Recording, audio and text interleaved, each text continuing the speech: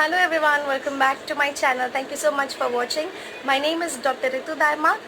आज हम potency selection की जो वीडियोस हैं उसको आगे प्रोग्रेस करते हुए मेरी third and the last video मैं आपसे शेयर कर रही हूँ, जिसमें कि हम पोटेंसी सिलेक्शन कम्प्लीटली इस टॉपिक को समझ जाएंगे।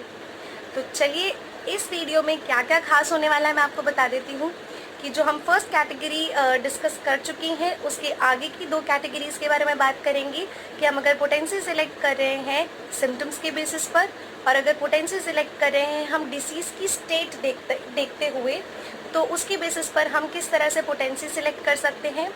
साथ ही साथ मैं eight the end of this video मैं आपके साथ शेयर करूंगी डॉक्टर हैनेमन का एक बहुत ही अच्छा केस, जिसमें कि उन्होंने किस तरह से पोटेंसी सिलेक्ट किया है। ये बहुत ही वंडरफुल है, बहुत ही देखने लायक चीज़ है। तो आई रिक्वेस्ट कि आप इस वीडियो को प्लीज़ लास्ट तक देखें, watch it till the end, और बहुत ही यूज़फुल होने वाली है आपके लिए ये वीडियो। तो चलिए स्टार्ट करते हैं इस वीडियो को विदाउट वेस्टिंग मच टाइम। और अगर मेरी वीडियो अच्छी लगे तो लाइक कर लीजिएगा, सब्सक्राइब कर लीजिएगा मेरे चैनल को। जो पोटेंसी सिलेक्शन की लास्ट वीडियो मैंने कल अपलोड की थी उसमें मैंने आपसे ये शेयर किया था कि हम जो है इजी अंडरस्टैंडिंग के लिए तीन कैटेगरीज में डिवाइड कर देते हैं पोटेंसी सिलेक्शन के लिए। फर्स्ट फैक्टर जो था वो था कि अगर हम पेशेंट को देखते हुए एज अ नॉर्मल इंडिविजुअल उस पेशेंट को देखते हुए हम अगर पोटेंसी सिलेक्ट करना चाहते हैं तो हम किन किन पैरामीटर्स को लेंगे। आज हम बात करेंगे अगर हम उसके सिम्टम्स को प्रायोरिटी देते हुए अगर हम पोटेंसी सिलेक्ट कर रहे हैं तो हम कैसे सिलेक्ट करने वाले हैं। नाउ इट्स वेरी इम्पॉर्टेंट कि पूरी केस टेकिंग जब हम करते हैं तो एज यू मस्ट नो कि होम्योपैथी में केस एनालिसिस पूरा किया जाता है, जहाँ physical general, mental general, everything is very much important. तो जहाँ हम मेंटल सिम्टम्स को बहुत प्रायोरिटी देते हुए ज़्यादा से ज़्यादा एम्फेसिस उस पर देते हैं। मान लीजिए अगर कोई केस है जिसमें हमें बहुत ही अच्छे मेंटल जनरल्स मिल रहे हैं या फिर उस पेशेंट की प्रॉब्लम ही रिलेट करती है साइकियाट्रिक इलनेसेस के साथ, डिप्रेशन के साथ, इंसोम्निया के साथ एंड चेंज ऑफ बिहेवियर के साथ, हैलुसिनेशंस के साथ, इल्यूजन्स के साथ, जहां हमारी प्रायोरिटी मेंटल जनरल्स का कंसिडरेशन हो जाता है, ऐसे केसेस में ऐसे पेशेंट की ससेप्टेबिलिटी काफ़ी हाई होती है और हमें हाई पोटेंसी देना प्रेफर करना चाहिए। मान लीजिए अगर एक केस है जिसमें मुझे बहुत ही पिक्यूलियरली पता चल रहा है कि दिस लेडी इज सीपीआर, ये बिल्कुल सीपीआर है, ये बिल्कुल इनडिफरेंट है, all the characters of CPR अगर उसमें मागापोरे हैं तो हमें केस टेकिंग करते हुए पता चल गया बातों से ही, उनके बिहेवियर से ही कि ये सीपीआर है, या फिर कोई बिल्कुल इग्नेशिया है, या फिर कोई लेडी बिल्कुल पल्सटिला है। इस तरह से अगर मेंटल जनरल से पता चल रहा है कि ये पेशेंट सीपीआर है या इग्नेशिया है, तो ऐसे पेशेंट्स में हम हाई पोटेंसी देना प्रेफर करेंगे। हाई पोटेंसीज ऐसे केसेस में बहुत ही अच्छा काम करती है। तो ऐसे पेशेंट की ससेप्टेबिलिटी बहुत ज़्यादा हाई है तो हाई पोटेंसी हम प्रेफर करेंगे। नाउ अगर हम बात करें जितनी हमें पिक्यूलियर सिम्टम्स मिलते हैं, डॉक्टर स्टुअर्ट क्लोज ने एक ऐसा स्टेटमेंट दिया था अपने बुक में। उन्होंने ऐसा बताया है कि जहाँ पर हमें केस में बहुत पिक्यूलियर, बहुत कैरेक्टरिस्टिक और मतलब कि जहाँ हमारा केस बहुत क्लियर कट हो, हमें बहुत अच्छे इंडिकेशंस मिल रहे हो सिमिलर फाइंड आउट करने के लिए, ऐसे केसेस में बिना ज़्यादा विचार किए आप हाई पोटेंसी दे सकते हैं। मतलब कि अगर हमें केस में बहुत अच्छे पिक्यूलियर पॉइंट्स मिल रहे हैं, हमारा केस बहुत कैरेक्टरिस्टिक और सिम्टम्स को चुन रहा है और उसी के बेसिस पर हमारी सिमिलर मेडिसिन निकल कर आ रही है जो बहुत क्लियर साफ केस है, ऐसे केसेस में हाई पोटेंसी बहुत अच्छा काम करती है जब हमें बहुत अच्छे पिक्यूलैरिटीज़ हमारे केस के लिए मिल जाती हैं। तो हाई पोटेंसीज हम ऐसे केसेस में दे सकते हैं। मीडियम पोटेंसीज जो है कोशिश करनी चाहिए to be safe on safe lane. अगर हमें रहना है तो हम मीडियम पोटेंसीज यूज़ करते हैं। अगेन अगर जहाँ पर हमें फिजिकल जनरल्स बहुत ज़्यादा अच्छे लग रहे हैं या फिर हम कोई और फैक्टर के बेसिस पर हम अपनी पोटेंसी सिलेक्ट कर रहे हैं तो हम लो पोटेंसी ले सकते हैं। कोई और फैक्टर, मेरा मतलब है कि जैसे कि हमने एक फैक्टर मेरे लास्ट वीडियो में शेयर किया था, लिंक मैं ज़रूर डिस्क्रिप्शन बॉक्स में दे दूँगी, आप चेकआउट कीजिएगा, बहुत ही इंटरेस्टिंग वीडियो है। नाउ अगर हम इस तरह से सिलेक्शन करते हैं तो हमारी जो पोटेंसी है वो बहुत ही ज़्यादा टारगेट को हिट करती है एंड इट वर्क्स वंडरफुली। अब सिम्टम्स के बाद जो थर्ड कैटेगरी वो है डिसीजेस के बेसिस पर। अगर हम सारी प्रायोरिटी उस डिजीज सिचुएशन को देखते हुए ले रहे हैं कि वो अक्यूट स्टेज है, वो क्रॉनिक स्टेज है, किस तरह का केस है। डिसीज़ को अगर हम जो है तवज्जो देते हुए फिर हम प्रोग्रेस करना चाहते हैं हमारे केस में, तो हम किस तरह से सिलेक्शन करेंगे। तो सबसे पहली चीज़ आती है, या तो कंडीशन अक्यूट होगी या फिर क्रॉनिक होगी। दो कंडीशंस होती हैं। अक्यूट केस में जहाँ पेन बहुत ज़्यादा होता है, एकदम रिएक्टिविटी बहुत ज़्यादा होती है बॉडी की, तो ससेप्टिबिलिटी बहुत हाई है, इससे पता चल रहा है। तो अक्यूट कंडीशंस में ससेप्टिबिलिटी बहुत ज़्यादा हाई होती है। ससेप्टिबिलिटी हाई होना मतलब हाई पोटेंसीज आप बहुत अच्छे से यूज़ कर सकते हैं। फॉर एग्जांपल, अगर हमारे पास अक्यूट पेन के लिए कोई पेशेंट विजिट कर रहा है, फीवर है, बिल्कुल अभी ही चढ़ा है, अक्यूट कोल्ड कफ कोराइजा है, अक्यूट कोई भी एलिमेंट होती है, ऐसे केसेस में you must go for 1M potencies. 1M को आप रिपीट करके दे सकते हैं जल्दी जल्दी। और जो है जनरली क्या रखते हैं डॉक्टर्स, 30 पोटेंसी दिया, 200 पोटेंसी दिया। 200 पोटेंसी को भी आप रिपीटिशन में दे सकते हैं। इस पर्टिकुलर केस में मैं आपको बता दूं कि अगर 200 पोटेंसी आप यूज़ कर रहे हैं, जिसको कई लोग मीडियम पोटेंसीज में कंसिडर करते हैं, कुछ लोग उसको हाई पोटेंसी में कंसिडर करते हैं, बट अगर आप 200 देना चाह रहे हैं तो 200 पोटेंसी आप ट्वाइस थ्राइस दे सकते हैं। दिन में 3 बार आप 200 पोटेंसी भी दे सकते हैं अक्यूट कंडीशन में। There is no problem in giving that. और कोई भी आपको घबराने वाली बात नहीं कि कुछ वर्सन हो जाएगा केस, ऐसा कुछ नहीं होगा। 200 सी पोटेंसी भी बहुत अच्छा काम करती है दिन में 3 बार, दिन में 2 बार देने पर। आप 1M पोटेंसी रिपीट कर सकते हैं बार बार। अगर आपको लगता है अक्यूट कंडीशन है, आप 0/1 पोटेंसी देना चाहते हैं जो कि LM स्केल पर है, LM पोटेंसी आप 0/1, 0/2 ये पोटेंसीज भी दे सकते हैं। मैं लेटर ऑन अपनी जो वीडियो अपलोड करूँगी आगे, ये मैंने कंसेप्ट अपने दिमाग में रखा है कि I will make you understand LM scale कैसे यूज़ किया जाता है, डेसिमल स्केल, सेंटिसिमल स्केल, ये सब क्या है, CH, X potencies and LM potencies, ये सब क्या है, ये भी मैं आपको ब्रीफली आगे के वीडियोज़ में समझाऊंगी। सो डोंट वरी, बट अभी इतना ही बताना चाहती हूँ कि LM पोटेंसी जो है 0/1 स्केल, 0/2, ये सब पोटेंसीज भी आप अक्यूट कंडीशन में दे सकते हैं without worrying too much. Chronic condition अगर आती है, क्रॉनिक कंडीशन में 2 चीज़ें ध्यान में बहुत ज़्यादा रखनी ज़रूरी है कि क्रॉनिक कंडीशन में बिल्कुल स्टेबल चल रहा है या फिर क्रॉनिक का एक अक्यूट अटैक है।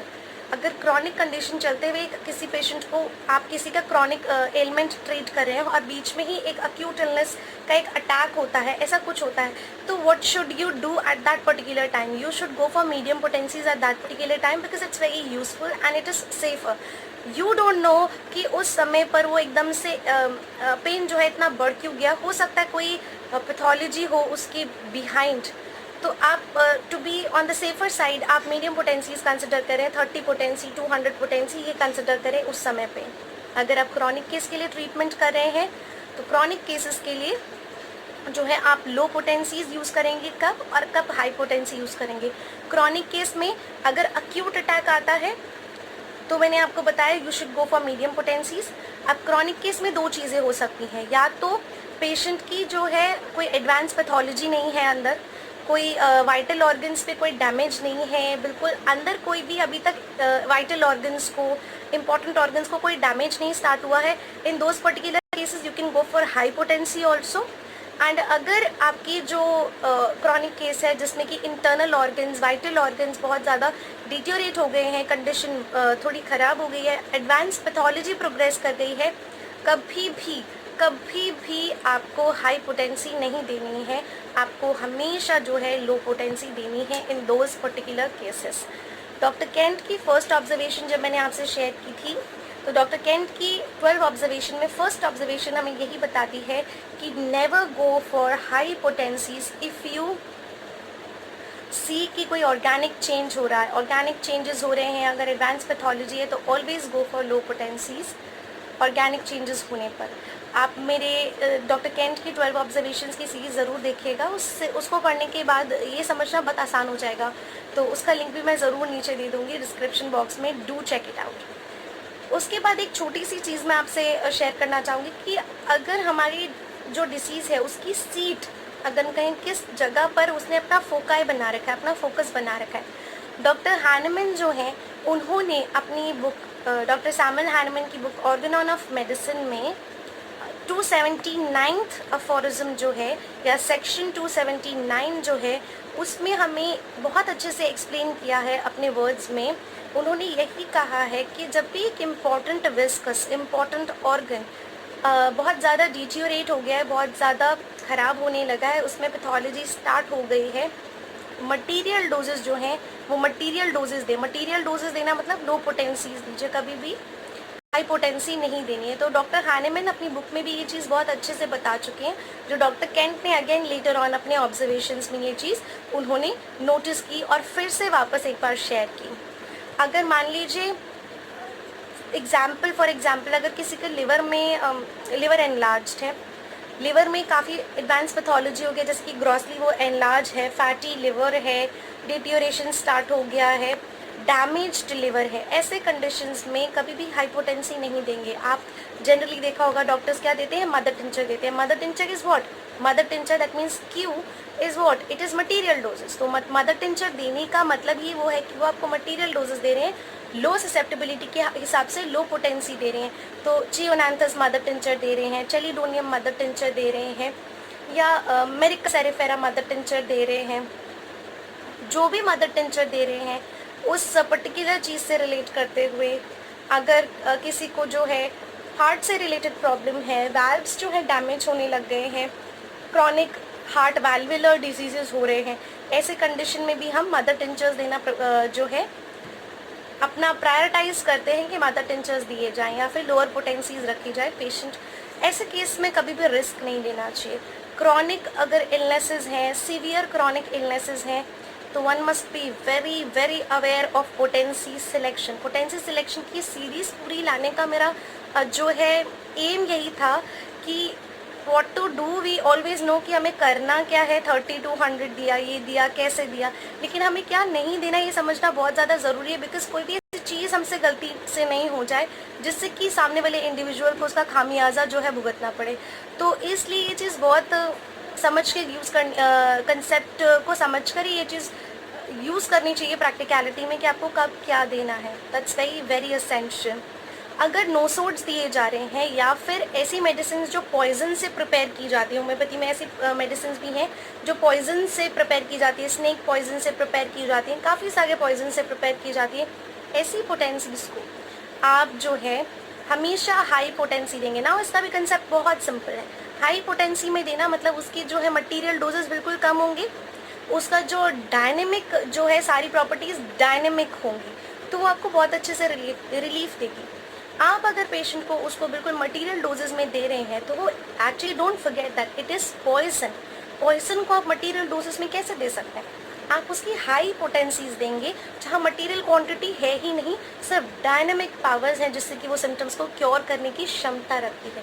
लैकेसिस जैसी मेडिसिन जो हैं वो कभी किसी डॉक्टर को सुना है लैकेसिस का मदर टिंचर दे रहे हैं या लैकेसिस को बिल्कुल क्रूड पोटेंसीज में दे रहे हैं? Never, they would ever never ever do that. कभी ऐसी पॉइजनस मेडिसिन को, नोसोड्स को कभी भी वो लो पोटेंसीज मदर टिंचर्स में नहीं देंगे, because they know very well कि उसकी डायनामिक पावर्स वो काम करेंगी, उसकी मटीरियल डोजेस शरीर के लिए पॉइजन का काम करेंगी। Now at the end of this video doctor Hahnemann का जो केस मैंने आपसे डिस्कस करने की बात कही थी वो मैं आपसे शेयर कर रही हूँ। एक washer woman, there was a washer woman say she was somewhere about 40 years old and उनको 3 हफ्तों से कोई सफरिंग थी। she had more than 3 weeks of suffering।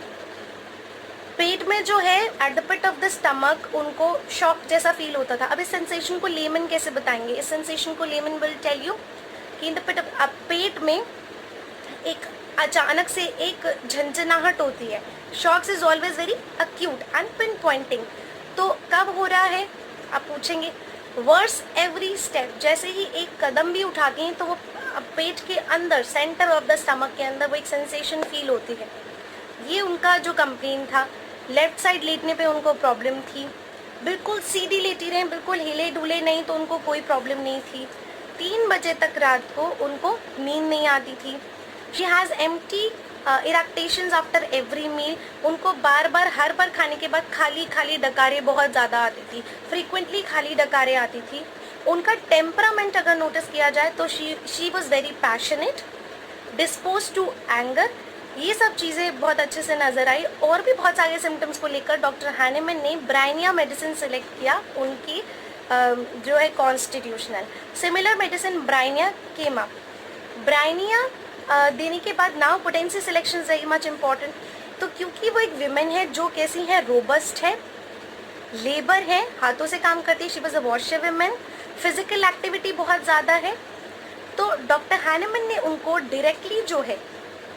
उन्होंने डायरेक्टली उनको ब्राइनिया की रूट का अनडाइल्यूटेड जूस दे दिया। मतलब कि उसको ना डायनामाइज के बिल्कुल मटेरियल डोजेस दे दिया। मतलब कि ये है कि उन्होंने बिल्कुल उसको मटेरियल डोज दिया, उनको ब्राइनिया रूट का बिल्कुल मटेरियल डोज दे दिया। और after 48 hours she was all fine. उनको एक भी दिक्कत नहीं थी इनमें से। She was able to sleep, she had no shock like sensation in the pit of the stomach, कोई एग्रीवेशन नहीं, एंड वो अपना वापस काम जो है रीजॉइन कर चुकी थी। तो 48 आवर्स के विदिन 48 आवर्स उनको उस मटेरियल डोज से आराम आ गया। ना सिलेक्शन बहुत ईजी थी, आप समझ गए होंगे क्योंकि आपने ये पूरी सीरीज देख ली है पोटेंसी सिलेक्शन की, तो आप समझ गए होंगे किस बेसिस पर डॉक्टर हैनेमन ने उनको ब्राइनिया का अनडाइल्यूटेड जूस दे दिया और उससे उनको कितनी जल्दी रिलीफ भी आ गया। तो आई होप इसी के साथ अपनी वीडियो ख़त्म करती हूँ। आई होप आपको अच्छी लगी होगी, वीडियो पसंद आई है तो प्लीज़ लाइक कर लीजिए, शेयर कर लीजिए अपने फैमिली एंड फ्रेंड्स के साथ, सब्सक्राइब कर दीजिए मेरे चैनल को अगर अभी तक नहीं किया है तो, नोटिफिकेशंस ऑन कर लीजिए प्लीज़, ताकि अगली जो वीडियो मैं लेकर आने वाली हूँ उसके बारे में आपको नोटिफिकेशंस मिल जाए। कमेंट बॉक्स में लिखकर ज़रूर बताइएगा कि ये पूरी सीरीज़ आपको कैसी लगी, आपके लिए कितनी हेल्पफुल हुई और आपने इससे क्या क्या सीखा। That's very very important for me. अगर आपको मुझसे कंसल्टेशन चाहिए हो तो उसके सारे डिटेल्स जो है डिस्क्रिप्शन बॉक्स में है। Stay happy, stay healthy and stay connected with homeopathy. Bye bye.